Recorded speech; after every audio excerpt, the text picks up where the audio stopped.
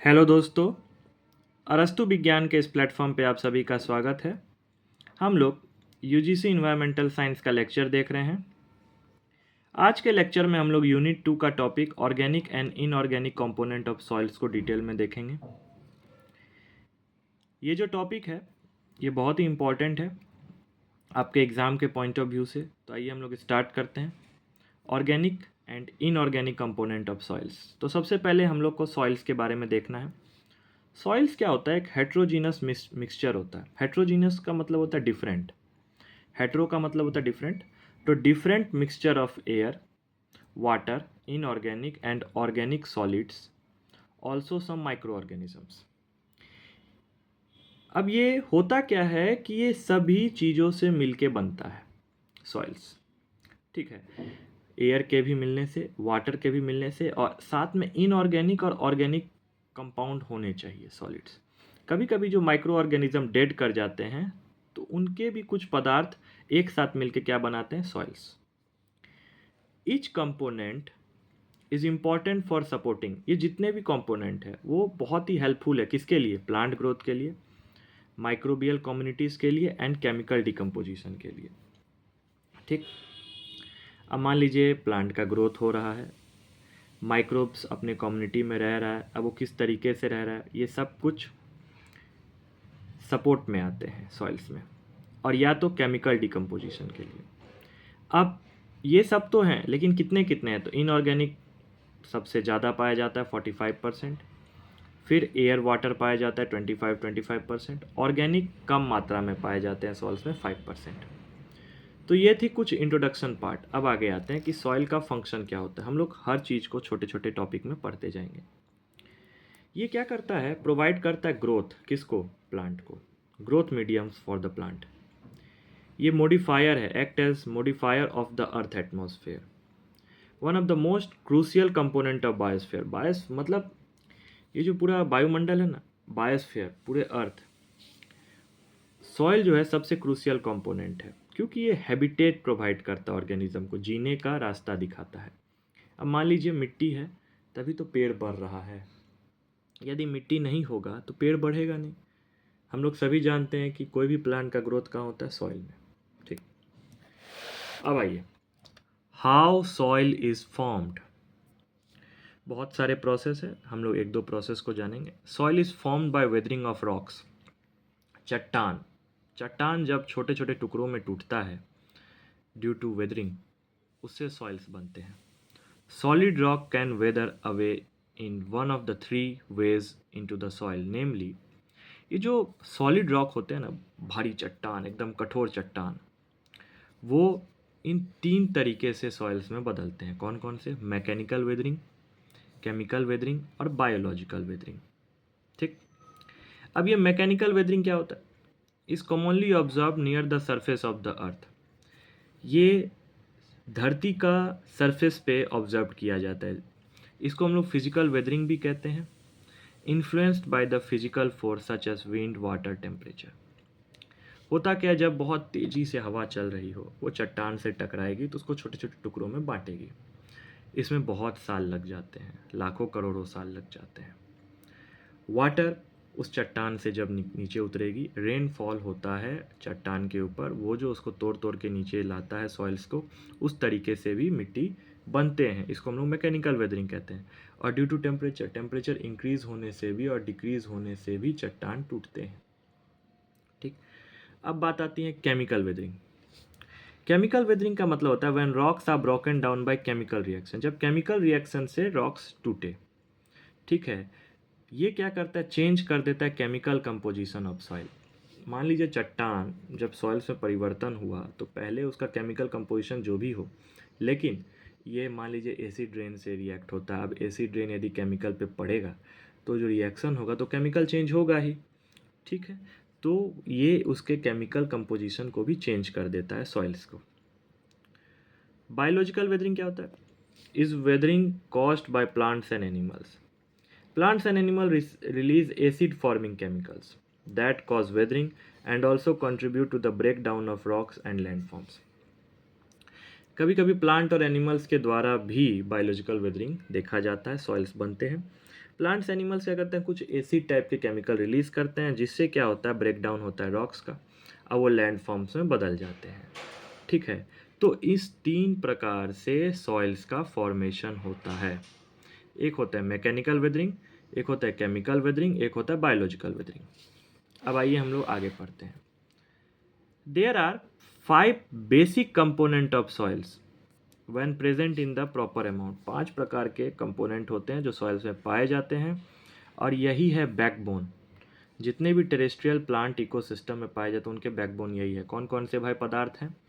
Inorganic matter सबसे ज़्यादा पाए जाने वाले, organic matter, water, gases and micro organisms. यही बेसिक कंपोनेंट है जो सॉइल्स के अंदर में पाए जाते हैं, वो भी प्रॉपर अमाउंट में। इसीलिए इसको टेरेस्ट्रियल प्लांट इकोसिस्टम का बैकबोन कहा गया है।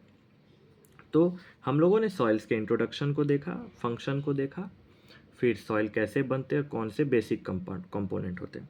लेकिन जो हमारा टॉपिक है इनऑर्गेनिक एंड ऑर्गेनिक कंपोनेंट को हमको डिटेल में जाना है, तो आइए हम लोग सबसे पहले स्टार्ट करते हैं इनऑर्गेनिक।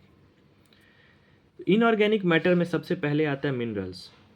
मिनरल्स जो है वो लार्जेस्ट कंपोनेंट ऑफ सॉइल्स है, ये याद रखना है। यदि आपको सॉइल से कंपोनेंट में आपको याद रखना है सबसे ज़्यादा क्या है, तो इनऑर्गेनिक, उसमें भी सबसे ज़्यादा क्या है, मिनरल्स। 45 से 50% of the volume. Primary minerals की बात करते हैं, such as those found in sand and silt. Sand हो या सिल्ट हो, उसमें प्राइमरी मिनरल्स पाए जाते हैं। आर दोज सॉइल मटेरियल, ये एक प्रकार का सॉइल मटेरियल है, that are similar to the parent material from which they are formed. They are often found or irregular in shape. होते क्या हैं, जो पेरेंट मटेरियल होते हैं सैंड और सिल्ट से, उसी से सॉइल मटेरियल बनता है, और वे अपने पेरेंट जैसे ही देखने में सिमिलर होते हैं, और वो इरेगुलर शेप के होते हैं, मतलब उसका शेप समान नहीं होता है। इसी को हम लोग प्राइमरी मिनरल्स कहते हैं। ठीक, अब आते हैं सेकेंडरी मिनरल्स। क्या होता है? Secondary minerals on the other hand result from the weathering of the primary minerals. जो प्राइमरी मिनरल्स थे सैंड और सिल्ट, उसके वेदरिंग से सेकेंडरी मिनरल्स बनते हैं, जो कि रिलीज करते हैं आयंस, और वो क्या करते हैं, फॉर्म्स करते हैं स्टेबल मिनरल्स, जिसको सिलिकेट या क्ले बोलते हैं। तो प्राइमरी मिनरल्स में आता है सैंड और सिल्ट, और सेकेंडरी मिनरल्स जो होते हैं वो प्राइमरी मिनरल्स के वेदरिंग से बनते हैं, और उसके अंदर आता है सिलिकेट और क्ले, और ये एक स्टेबल मिनरल्स होते हैं। तो ये इनऑर्गेनिक कंपोनेंट के पार्ट हुए। अब बात आती है ऑर्गेनिक मैटर। ऑर्गेनिक मैटर जो बनते हैं वो डेड प्लांट और एनिमल से बनते हैं। होता क्या है, सॉइल्स इनऑर्गेनिक मटेरियल से प्लांट बनाता है, एनिमल्स बनाता है, वही जब डेड होता है प्लांट और एनिमल्स, वो अपने ऑर्गेनिक मैटर को सॉइल्स में डाल देता है। Such as high capacity to hold and provide the essential element and water for plant growth. ठीक है, ये ऑर्गेनिक मैटर जो है वो डेड प्लांट एनिमल से बनता है, और इसमें हाई होल्डिंग कैपेसिटी होता है। ठीक है, और इसके अंदर जो एसेंशियल एलिमेंट होते हैं वो वाटर के साथ बाइंड करके प्लांट के ग्रोथ में हेल्प करते हैं। Organic matter derive nutrient availability in the soils, improve nutrient retention in soil and water holding capacity. अच्छा इंपॉर्टेंट न्यूट्रिशन किसमें पाए जाते हैं? ऑर्गेनिक मैटर में, और इसमें वाटर होल्डिंग कैपेसिटी ज़्यादा होता है। ठीक है, यदि आपको एग्जाम में पूछे कि इनऑर्गेनिक और ऑर्गेनिक में से किसमें वाटर होल्डिंग कैपेसिटी ज़्यादा होता है, तो ऑर्गेनिक मैटर में। जैसे आइए, फैट्स, रेनिन्स, वेक्स, ये अफेक्ट करता है soil physical property bye repelling water perhaps phytotoxic. ठीक है, लेकिन कुछ ऐसे होते हैं, जैसे फैट्स, रेनिन या वैक्स, ये वाटर को रिपेल करते हैं, ये वाटर के साथ बाइंड नहीं करते हैं, क्योंकि ये फाइटोटॉक्सिक है, प्लांट के लिए ये टॉक्सिक है। फिर आता है सैकराइड। सैकराइड्स में आता है cellulose, starch, hemicellulose gums. ये मेजर फूड सोर्स है किसके लिए? सॉइल माइक्रो ऑर्गेनिज्म के लिए, क्योंकि यदि सॉइल के जितने माइक्रो ऑर्गेनिज्म हैं ये सब लेंगे तो सॉइल हमारा स्टेबलाइज रहेगा और एक साथ बाइंड करके रहेगा, एग्रीगेट करके रहेगा। फिर आते हैं नाइट्रोजन कंटेनिंग ऑर्गेनिक्स। ठीक है, जिसमें आता है humus, amino acid, amino sugar and other compound. ये क्या करता है? नाइट्रोजन प्रोवाइड करता है। क्यों? सॉइल फर्टिलिटी के लिए, क्योंकि मृदा का पैदावार बढ़ सके। सॉइल को हिंदी में मृदा कहते हैं। सॉइल का पैदावार बढ़ सके और सॉइल अच्छा हो, स्टेबल हो, इसीलिए उसके अंदर नाइट्रोजन जाना बहुत ही ज़रूरी है। तो ये तो हो गए ऑर्गेनिक और इनऑर्गेनिक कंपोनेंट। अब बचे हुए टॉपिक हम लोग देखते हैं वाटर। ये आपके सिलेबस में नहीं है, लेकिन मैं इसको भी आपको बताता हूँ। Water is the second basic component of soil. ठीक है, इनऑर्गेनिक सबसे इंपॉर्टेंट, उसके बाद water. Water can make up approximately 2 to 50% of soils volume. ठीक है, ये 2 नहीं होगा, मेरे हिसाब से 25 होगा। ठीक है, 25% से लेके 50% ऑफ सॉइल वॉल्यूम में वाटर होते हैं। Water is important for transporting nutrient to growing plants and soil microorganism and facilitating both biological and chemical decomposition. Water जो है प्लांट में न्यूट्रिएंट ले जाने के लिए हेल्प करता है। अब मान लीजिए न्यूट्रिएंट को प्लांट में कौन पहुंचाएगा, तो वाटर। ठीक है, सॉइल ऑर्गेनिज्म को भी प्लांट में कौन पहुंचाएगा, वाटर। और ये बायोलॉजिकल और केमिकल डिकम्पोजिशन में प्लांट को हेल्प करता है। Soil water availability is the capacity of a particular soil to hold water that is available for plant. अब सॉइल वाटर को होल्ड करता है, ठीक है, इसीलिए उसको वाटर होल्डिंग कैपेसिटी ज़्यादा होती है। ठीक है, कैपेसिटी होती है। अब प्लांट में हेल्प होता है, प्लांट के लिए हेल्प होता है। प्लांट में यदि पानी पहुंचाना हो तो वाटर का योगदान बहुत इंपॉर्टेंट है। कैपेसिटी जो होता है सॉइल का होल्ड करने के लिए वाटर का, ये डिपेंड किस पे करता है, सॉइल टेक्सचर पे, कि सॉइल है कैसा, सॉइल का शेप कैसा है, सॉइल का डेंसिटी कैसा है, सॉइल का मास कैसा है, उस पर डिपेंड करता है कि उस सॉइल में कितना वाटर होल्ड होगा।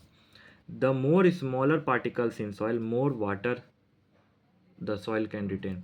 जितना छोटा सॉइल पार्टिकल होगा उतना वाटर वो एब्जॉर्ब करेगा। 10 क्ले सॉइल। क्ले क्या है, सेकेंडरी मिनरल्स है। ठीक है, जो प्राइमरी मिनरल से बनता है, greatest water holding capacity and Sands the least. Sands क्या था, प्राइमरी मिनरल्स था, और वो बड़े होते हैं, उससे क्ले बनता है। तो क्ले छोटे पार्टिकल्स होते हैं, और छोटे पार्टिकल्स में वाटर होल्डिंग कैपेसिटी ज़्यादा होता है सैंड्स के तुलना में, और सैंड्स में सबसे कम वाटर होल्डिंग कैपेसिटी होता है। आइए अब आते हैं हम लोग गैस। गैस होता क्या है, air filled pores of the soil contain the gaseous component. मान लीजिए सॉइल्स के अंदर में जो छिद्र पाए जाते हैं उसमें गैस और एयर भरे रहते हैं।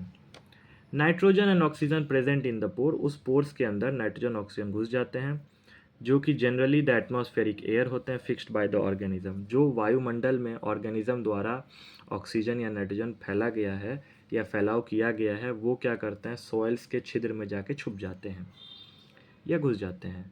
However, the composition of CO2 is higher due to the gas produced by microorganism present in the soil. उसमें भी कार्बन डाइऑक्साइड का जो मात्रा है वो ज़्यादा होता है सॉइल्स के अंदर ड्यू टू माइक्रो ऑर्गेनिज्म, क्योंकि माइक्रो ऑर्गेनिज्म कार्बन डाइऑक्साइड ज़्यादा फैलाते हैं या प्रोड्यूस करते हैं। तो आज के लेक्चर में हम लोगों ने इनऑर्गेनिक एंड ऑर्गेनिक कंपोनेंट्स को डिटेल में देखा, और ये जो मैं नोट्स आप लोग के बीच लेके आता हूँ ये बहुत ही हेल्पफुल है। यदि आप किसी एकेडमिक एग्ज़ाम की तैयारी कर रहे हैं, ग्रेजुएशन और पीजी की, तो उसके लिए आप यहाँ से नोट्स लिख सकते हैं। ये रहा इनऑर्गेनिक मैटर का, और ये रहा ऑर्गेनिक मैटर, वाटर। तो ऑर्गेनिक और इनऑर्गेनिक कंपोनेंट ऑफ मैटर में इतना ही था। मैं आपको एक जानकारी दे दूं कि यूनिट 1, यूनिट 3, यूनिट 8, यूनिट 10 ये कंप्लीट हो चुका है, और ये प्लेलिस्ट में आपको मिल जाएगी अरस्तु विज्ञान के प्लेटफॉर्म पे। यूनिट 2 चल रहा है और यूनिट 6 मैं स्टार्ट करने जा रहा हूँ, कुछ दिनों में स्टार्ट हो जाएगी। यदि किसी को भी नोट्स चाहिए पीडीएफ के रूप में, तो आप मुझे व्हाट्सएप नंबर पे मैसेज भेज सकते हैं, वहाँ पे मैं आपको नोट्स उपलब्ध करा दूँगा। ठीक है, और मैं टेलीग्राम पे नोट्स अब अवेलेबल नहीं कराऊंगा, आप मुझे पर्सनली व्हाट्सअप करें, मैं आपको व्हाट्सअप पे नोट्स दे दूंगा, क्योंकि मैं बहुत ही मेहनत से नोट्स बनाता हूँ। ठीक है, और आप अपने दोस्तों को ये लेक्चर शेयर करें, और आप हमारे साथ अरस्तु विज्ञान के प्लेटफॉर्म पे बने रहें। आप जितना शेयर करेंगे, कमेंट करेंगे, मुझे मोटिवेशन मिलेगा, मैं और भी वीडियो आप लोग के बीच लेके आऊँगा। इसके बाद का जो टॉपिक है बायो जियो केमिकल साइकिल्स है, जो कि मैं ऑलरेडी यूनिट 1 के लेक्चर में यूनिट 3 के लेक्चर में डाल रखा है। आप यूनिट 3 में जाइए और बायोजियोकेमिकल साइकिल्स को डिटेल में देखिए। इसलिए मैं यहाँ पे बायोजियोकेमिकल साइकिल्स यूनिट 2 में नहीं पढ़ाऊँगा। उसके बाद मैं डायरेक्ट पेस्टिसाइड्स पे चला जाऊँगा। तो नेक्स्ट लेक्चर में मैं पेस्टिसाइड्स स्टार्ट करूँगा। तो आप हमारे साथ अरस्तु विज्ञान के प्लेटफॉर्म पे बने रहें। मिलते हैं नेक्स्ट लेक्चर में। Thank you.